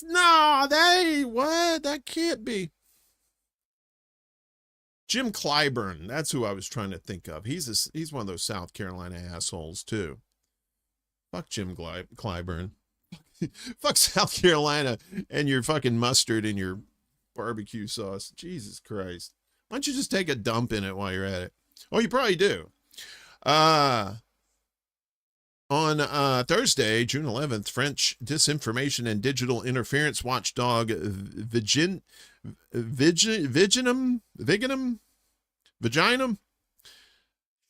looks like vagina to me. Linked Israeli firm Blackcore. See, it's another black. You ever see BlackRock, Blackcore? You just know they're just bad. To digital influence and propaganda campaigns across Europe, Africa, and the U.S. Viginum chief Marc-Antoine Brillant and French Prime Minister Sébastien Lecornu identified global operations in France, Scotland, Angola, Togo, and New York City. Our investigations did not make it possible to identify the sponsor or sponsors, if indeed they exist, behind the foreign digital interference, Brillant told Reuters. The report identified Blackcore-linked accounts targeting Scottish First Minister John Swinney, who has described Gaza as a man-made humanitarian catastrophe. If it's not Scottish, it's crap. Earlier investigations by Viginum revealed that Blackcore had targeted hard-left France unbowed party candidates in Marseille, Toulouse, and Roubaix, using automated accounts and data leaks, as well as fabricated sexual violence allegations against some candidates. Don't mess with Carolina. We have a prickster. Prickster. The latest investigation suggests that in the U.S., the firm allegedly meddled in New York City municipal elections, which were won by Zoran Mamdani, with Brillant confirming the same modus operandi from the French campaigns was utilized, though it remains unclear who the specific targets were or who sponsored the operation. While Mamdani's victory was received positively by younger progressive members of the Jewish community in New York, traditional pro-Israel backers were unsettled by his outspoken support for Palestine. Right? Like Jerry Seinfeld saying, Palestine doesn't exist. Newman. Lecarnu sought a formal diplomatic explanation from Israel, stating, "I do not doubt for a single instant that if a French private group from French soil, moreover, had engaged in foreign digital interference in Israel, they would have done the same to its ambassador on site." Reuters reported that Black Core removed its entire online presence following inquiries from the news agency. The Israeli firm describes itself as, quote, "an elite influence cyber and technology company built for the modern era of informational warfare." Yeah, propaganda, Hasbro.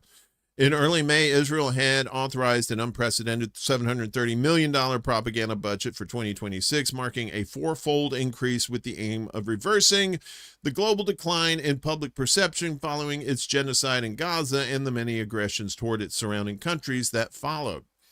Netanyahu, Bibi, had designated this narrative offensive as the eighth front of the Israel's various wars. Always the victim. The operation functions as what analysts call a digital iron dome designed to suppress dissenting online content through AI-driven surveillance and mass reporting while simultaneously flooding social media platforms with state-sponsored narratives. Yeah, if their digital iron dome is as solid as their real-life iron dome, yeah, you're going to be in trouble there, too. Researchers have identified expanding state-backed efforts to shape global discourse through AI, paid influence, and covert campaigns. In the U.S., millions of dollars were channeled through entities linked to U.S. President Trump to automate state-engineered narratives on social media and AI platforms like ChatGPT and Claude. So, yes, Israel, or at least somebody on the behalf of Israel, causing more shenanigans. That's the thing. They're just creeping into everything. They creep into our elections. We're not supposed to boycott, divest, or sanction them. That's illegal. To say anything about Zionists is somewhat illegal, saying it's anti-Semitic. Meanwhile, Israel's reputation around the world's in the toilet. Down with the shit. That we know of, Wesley. Yeah, I'm gonna go with vagina. That's what they were. They were making it hard. They wanted me to say vagina. It wasn't my fault. Back in the UK,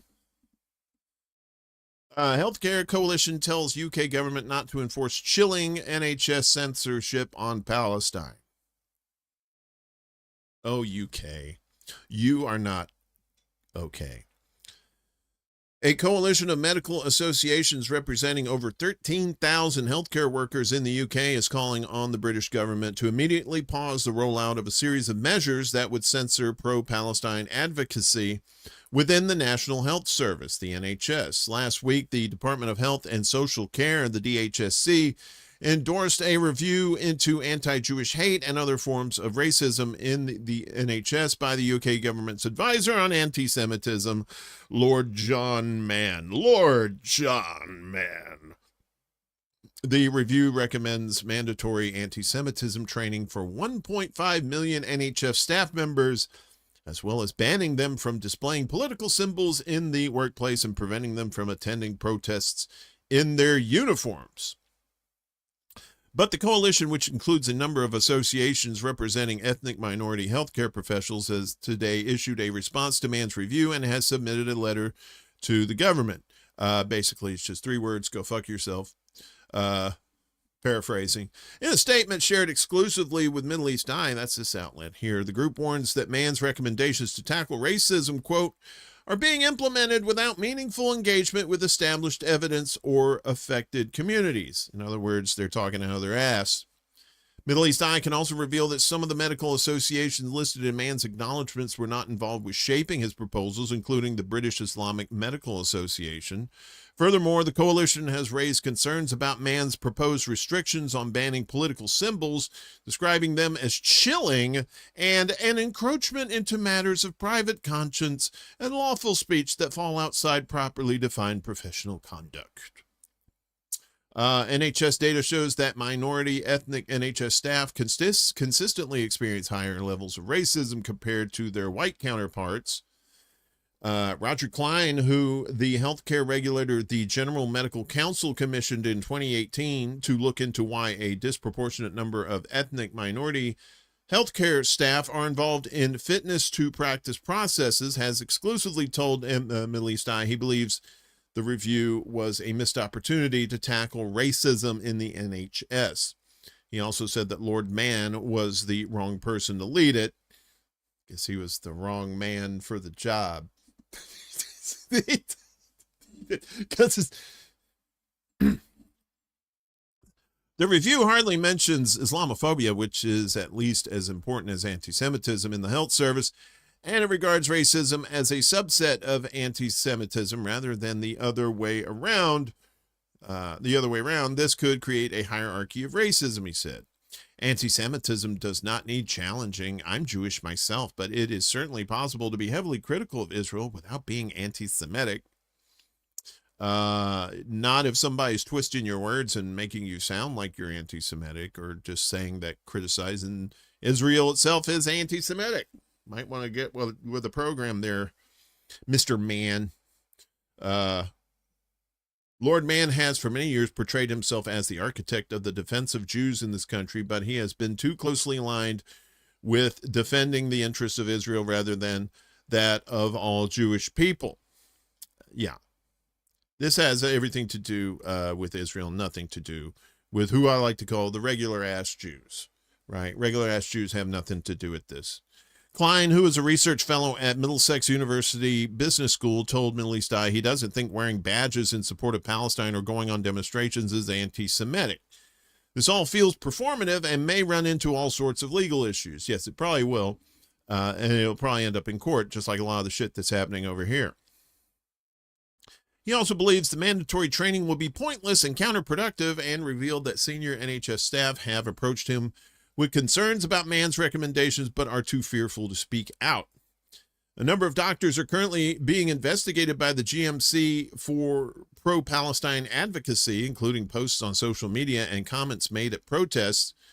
Dr. Ranjit Brar, a vascular surgeon in London, was suspended by King's College Hospital NHS Foundation Trust for giving a speech at a demonstration earlier this year in which he made a series of remarks criticizing Israel.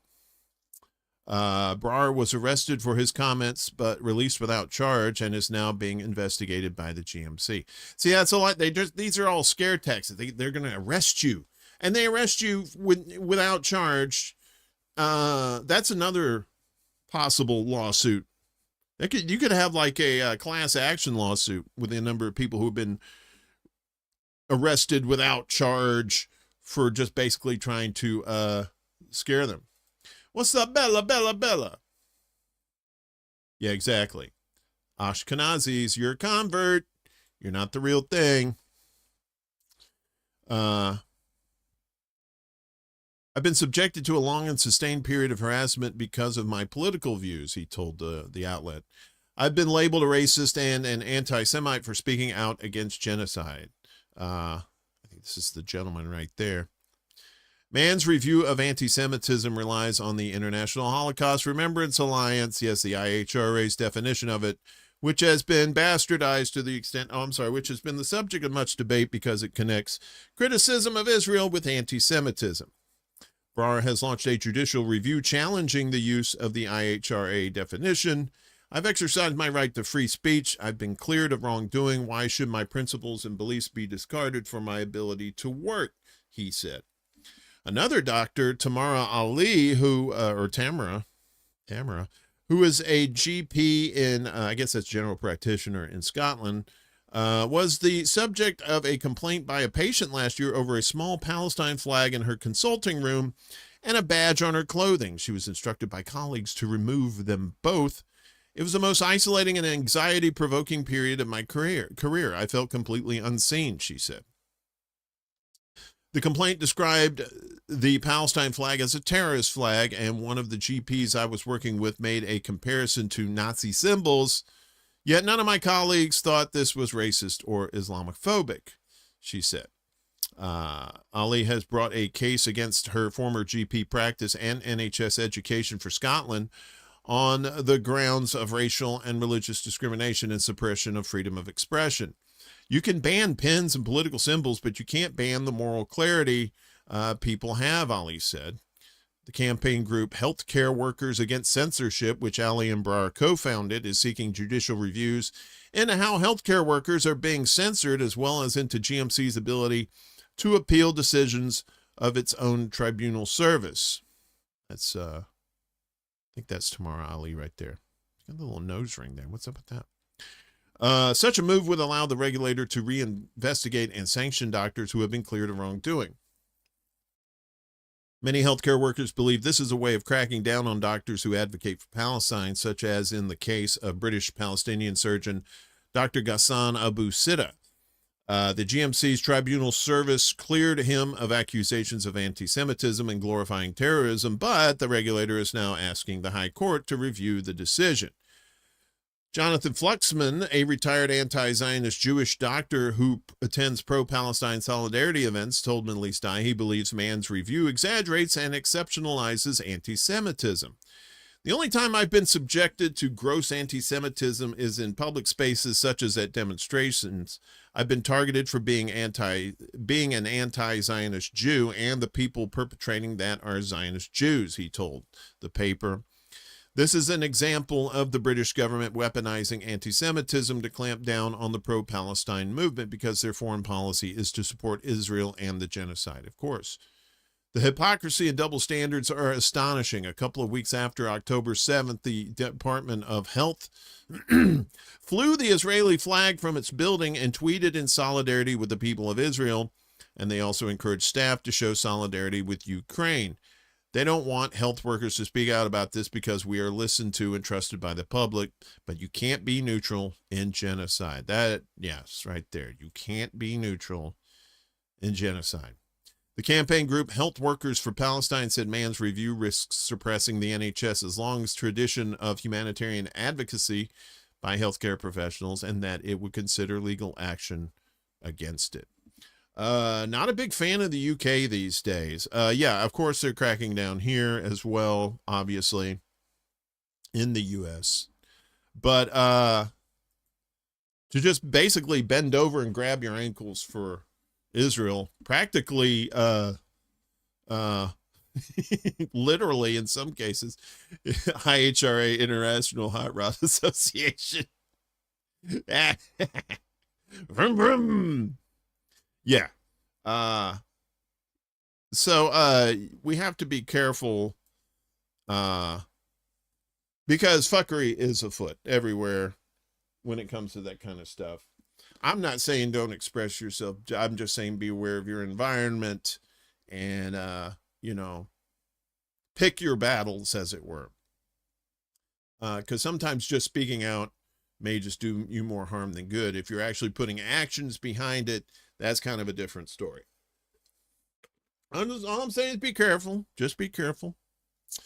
So finally, in our propaganda watch here, we talk about foreign money secretly funding America's culture war. And that's provided to us by James Lee. It's about a 13-minute video, so if you need to go make potty or something, please do so. But let's watch this and see what James is up to. See, that's an adult store, and that's MASH, the world famous MASH, LGBTQ, and everything under the sun, because that's allowed. That's freedom. You guys see what's going on here? Do you see who are the ones pushing this utter culture war nonsense? We are under a sinister foreign influence operation. What I mean is, what looks to be organic chaos is actually a coordinated campaign to tear us apart from the inside out. I'm now an Indian guy.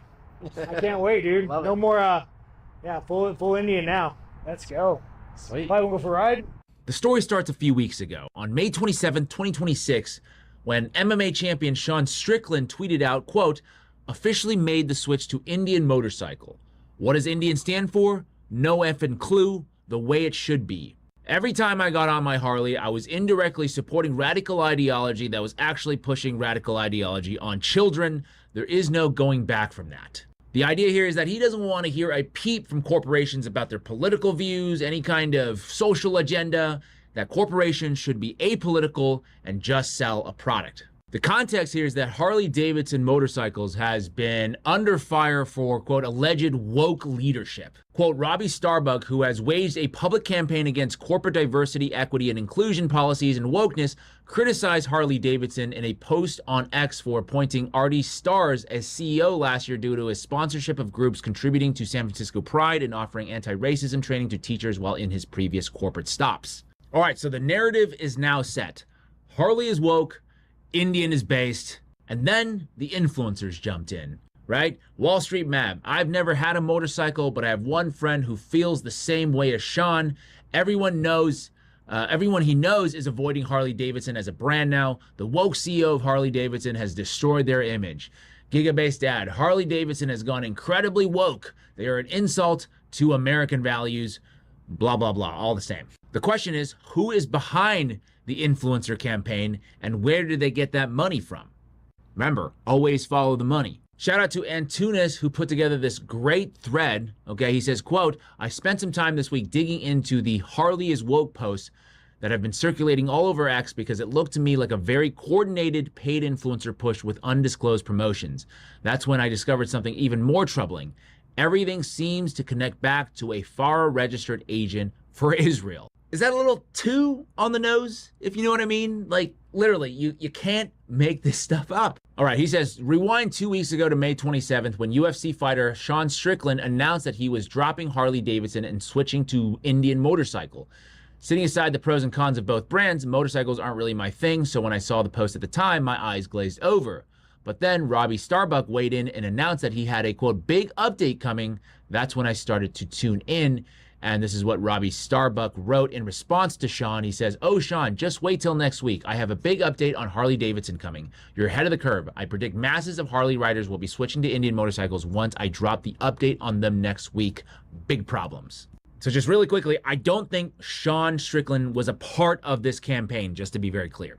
All right, so next day, within minutes of each other, multiple high follower accounts all at once began quote posting and responding to Robbie and Sean's posts with what appears to be a coordinated push of Harley equals woke, Indian motorcycle equals based, same talking points amplifying the same content. None of them carried a partnership label or a paid partnership label, which would presumably violate X's terms of service if they took compensation for their posts without disclosing. All right, so just full disclosure, nobody on either side is paying me any money to make this video. So he says that this goes on for more than a week with more and more accounts wading in to urge their followers to switch to Indian motorcycle. And he says that he counted over 100 questionable posts from different verified accounts using nearly identical talking points. And again, it looks AstroTurf, he says, but it's hard to make an allegation based on that alone. That's until I came across a post from Gentry Gevers from a few days ago that helped connect the dots. Mr. Gevers works at Influenceable, the influencer agency that came under fire over allegations that creators were paid to oppose restrictions on using food stamps to buy soda without clearly disclosing partnerships. The post is, this should be the biggest story. Harley-Davidson deciding to stay woke could be the biggest mistake for the brand, the next Bud Light. Quick PSA from somebody inside the industry. This is something that I've noticed. You probably have noticed it too if you're paying attention, but you could see that over the past few years, influencers have shifted from being paid to promote a product or sell you something to now being paid to push narratives. Right? If you notice, there's no promo codes here. There's no go sign up and do this or buy that. It's something sort of more nebulous in that, look at this, Harley is woke. So just a reminder, whoever you follow, make sure to ask them, do they endorse or do they take money to sell you something? Or more importantly, do they take money to endorse ideas? Not just products, but ideas. Next, he says that Indian Motorcycle has a new PR agency called Noise Media, and in their original press release dated February of 2026, they announced that the partnership with Indian stated verbatim that Brad Parscale, okay, we're going to come back to Brad Parscale, very important name, is, quote, leading Indian Motorcycle's wider brand and positioning work. And he notes that this sentence no longer exists on their website. However, he found an archive version that does, and the edit was made sometime after press coverage began, and you can view those two versions on the Wayback Machine yourself. Kind of a dead giveaway that you are in the midst of a cover-up, right? There's information that they thought the public wouldn't notice, and now that we have, it's magically disappeared. And Brad Parscale, that name should sound very familiar to you if you've been watching my stuff, because we covered him not too long ago in that he also runs a media company spreading pro-Israel propaganda, being paid, registered agent of Israel, being paid to spread pro-Israel propaganda on shows like The Charlie Kirk Show. Parscale runs Campaign Nucleus, which has a documented partnership with Influenceable. As of at least February 2025, Influenceable proudly listed on their website's homepage the partnership with Parscale's Campaign Nucleus. As you can probably guess now, that page has also been quietly scrubbed from the internet. Thank goodness for the Wayback Machine. Again, at first, they want to brag about the partnership because that's what they do, but now you can see that they're furiously scrubbing it away from the internet because the public is paying attention. You've seen this headline before, I'm sure. I think I showed you this exact headline. Ex-Trump campaign chief funneled millions of dollars of Israeli government money to his longtime allies' companies. He is a FARA registered agent, Brad Parscale is, on behalf of the Israeli government as of last September, filed 2 days prior to the assassination of Charlie Kirk. Just a fun fact, an aside, and that the registered activity is on behalf of Project 545, that's what it's called, an Israeli campaign to amplify Israel's strategic communication and public diplomacy efforts. So the big question of all the many questions that are sitting out there is, why is a FAR registered foreign agent running undisclosed campaigns against American companies? Specifically, why are they running culture war campaigns dividing Americans? Now, part of the irony here is that Sean Strickland has been very outspoken against Israel to the point that he's been uninvited and banned from partaking or even attending the Trump UFC 250 event at the White House. I've said this a lot, and I'll say it again. It's almost like no matter who you vote for, you get Benjamin Netanyahu. And I'm here to tell you that the perception that they, quote unquote, they are behind everything, you know, controlling the strings or playing less like a fiddle, that is absolutely by design. That's an adult store, and that's MASH, the world famous MASH, LGBTQ, and everything under the sun, because that's allowed, that's freedom. You think they got sex stores in Gaza? You think they got sex stores in Iran? They don't got no sex stores. There's no MASH, there's no LGBT community in the West Bank, in Ramallah. There's no LGBTQ community in Gaza. You could go to the club here, you could go to the sex store, get yourself whatever you want if you're an adult. If you partake in these kind of adult activities, because this is a beautiful democracy, a free place, okay, where everybody could be free, could be as they be, all right? Google sex shop in Gaza. Your phone will break. It'll disconnect. You might break your phone if you Google LGBTQ in Gaza. You guys see what's going on here? Do you see who are the ones pushing this utter culture war nonsense? And I'm even gonna leave out that BS about Gaza.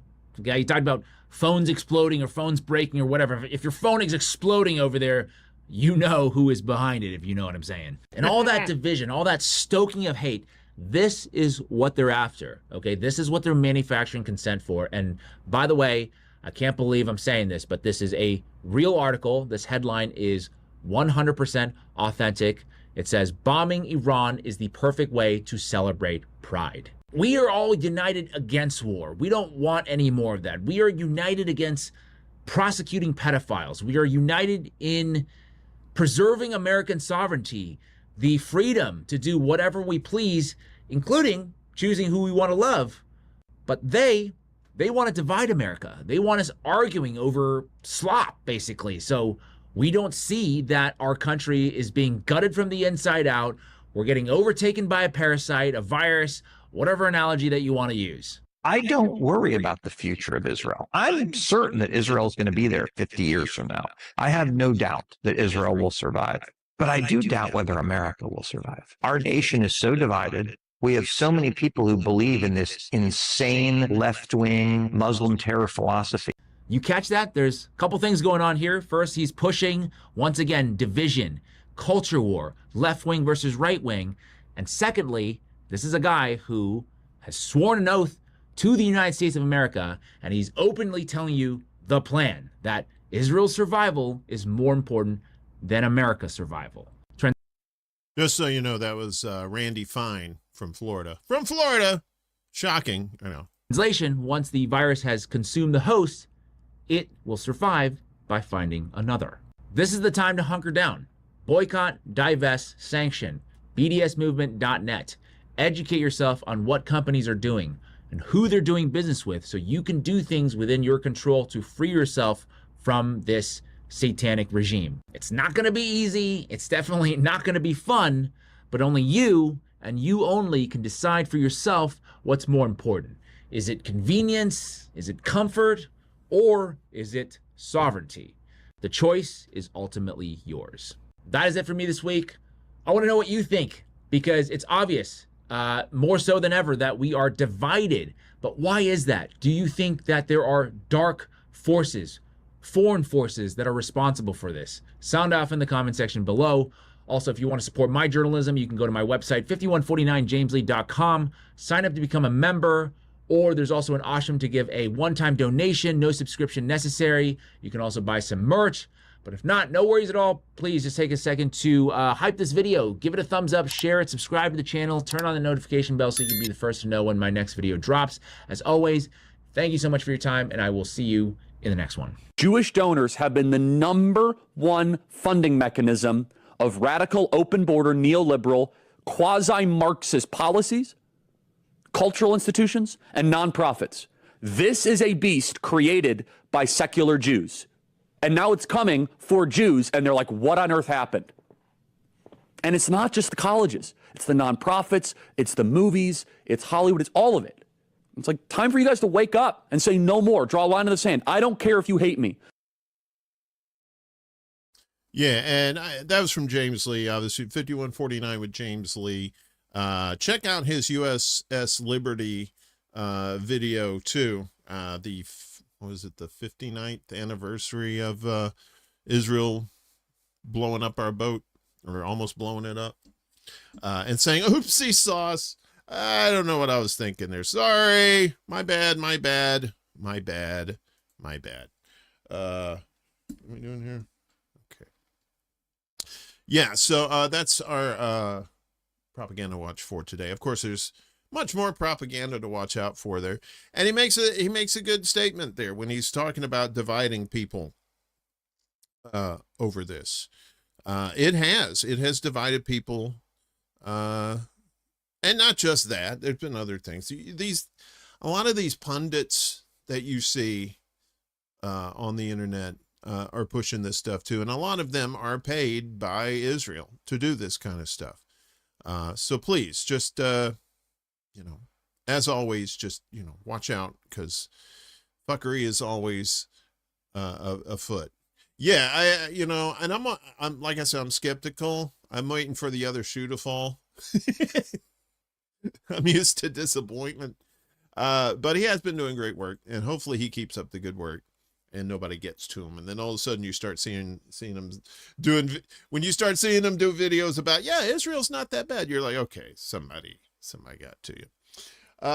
Folks, we have our folks in our community that are in need of help, and need your help if you can donate, or if you can at least share out the links. All the links for our mutual aid folks are down below in the description. We appreciate whatever you can do. We start off with our buddy Yoninah and her little kitty Empress trying to get to Chicago. She's kind of in a bad financial situation, and she's trying to get up here. I'm not quite sure if she's here now or not, or if she's in the process of trying to get up here. But if you can help her out, that would be appreciative. She's you've probably seen her in a lot of the chats in this space, and she's a real sweetheart, and very knowledgeable too, especially about history And any help you can give her, we appreciate that. Of course, Chanda is no longer with us, but I believe this is still going on. Her it's still up on the site anyway on GoFundMe to help pay off bills that she may have left behind. I'm assuming that's what that is, maybe for funeral costs and whatnot too. So if you could help out, like I said, donate or share the links, that would be really cool. Justice for Aspen, who was in a situation in Georgia where she, I'm not quite sure what the update on this story is, if she's out or not. Halo Benson did the GoFundMe for her, but she was in a van. I believe she was in a vehicle with someone who got arrested, and because she was in the vehicle, she got arrested too. It's just more bullshit. More police, local police trying to make money for their cities is basically what that is. Our buddy Cowboy Kitty, his sister-in-law Natalia needs help fighting ICE and their bullshit. You know, she's in this country legally, working legally, and of course courts are like doctors, they cost money too. So if you can donate or share the links, please do. Our buddy NoliDee and our buddy Kevin, both victims of house fires. Of course, Kevin was victim of the LA, one of the LA fires there, one of the bad ones there. If you can help them both out, they could use your help. Again, the links are down in the description below on all platforms. And if you know somebody who is in need of mutual aid, please email me at extrabulla@gmail.com, or if we're pals on the tweeters, you could send me a DM there. I'm also on Facebook too as well. So if you want to let me know about that, I appreciate you letting me know so I can put them up on our shows each time. Also tonight, we've got the secret show coming up with this jackass right here with the, looks like he's picking his nose. What the hell is that? What's Willie doing in the corner? That's Willie right there. That's Willie in the corner. That's Willie in the spotlight, losing his religion.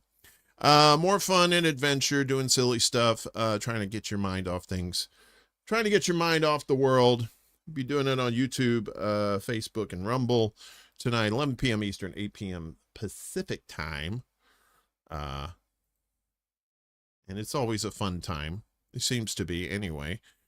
Finally, today, from our little kicker here, I like doing these weird world records.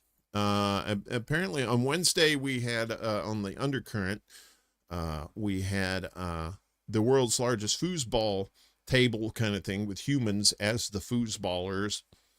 And this time we have Marilyn Monroe impersonators. Marilyn Monroe impersonators break world record in California. I didn't know. I thought they would have said it and forget it, but they didn't. Kiss may be grand, but it won't pay the rental on your humble flat. Yeah, that's enough of that. So this is them right there, and it looks like they're having a good time floating around. I don't know if this thing will go away or not. There we go. So look at that. Hundreds or 100 Marilyn Monroes. I think it's in Palm Springs, California. They have a lot of time on their hands in Palm Springs. So you get, yeah, and like, hey, Bubbles. Everybody loves Bubbles. All right, where's the fucking thing? There we go. Where my cursor just disappears. All right, so California City celebrated Marilyn Monroe's 100th birthday. Oh, actually, this is thousands. Sorry. Over 1,000. 100th birthday by gathering 1,037 people dressed as the Hollywood star to break a Guinness World Record. As you can see them right there. That's a lot of cotton, it seems like. The Monroe impersonators donned the star's iconic dress from the 1955 film The 7-Year Itch. Or when I was married to my ex-wife for 84 months, I called it The 7-Year Bitch. And wait, what? No, I can't say that. All right, I won't. The 7-year itch in downtown Palm Springs on May 30th to break the record for the largest gathering of people dressed as Marilyn Monroe.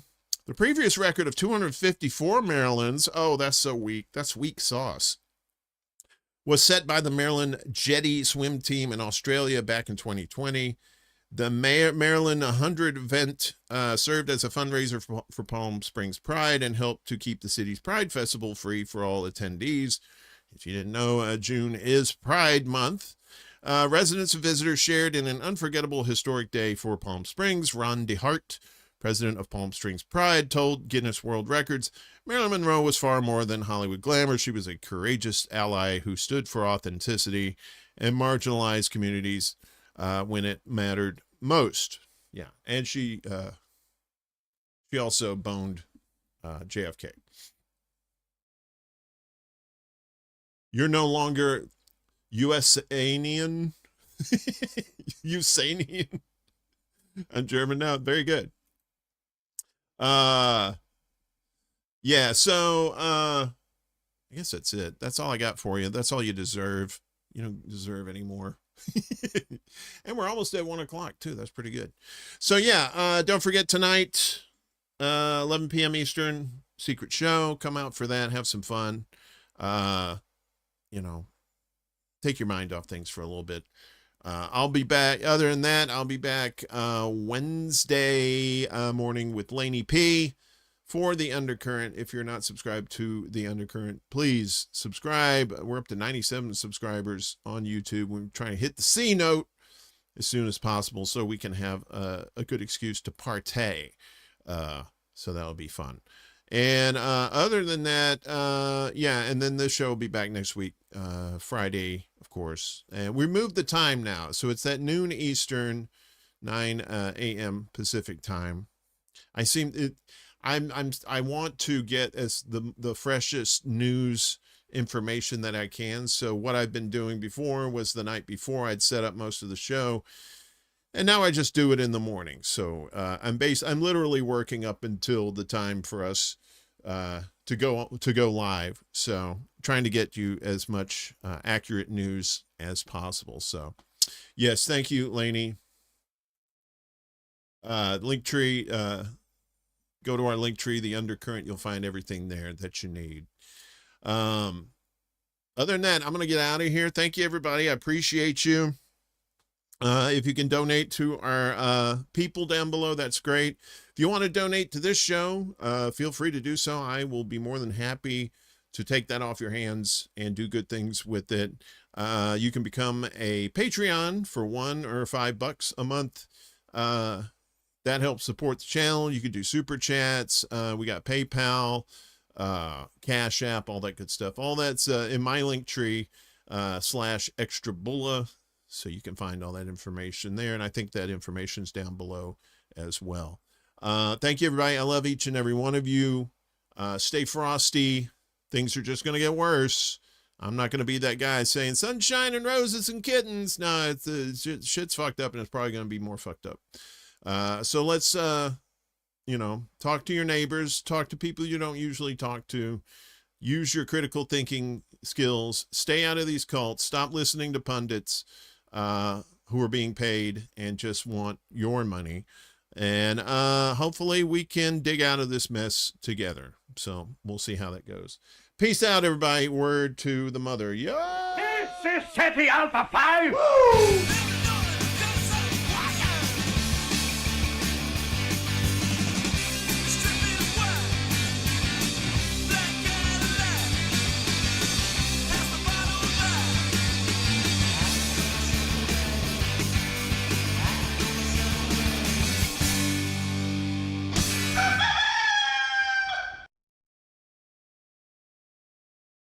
Soon.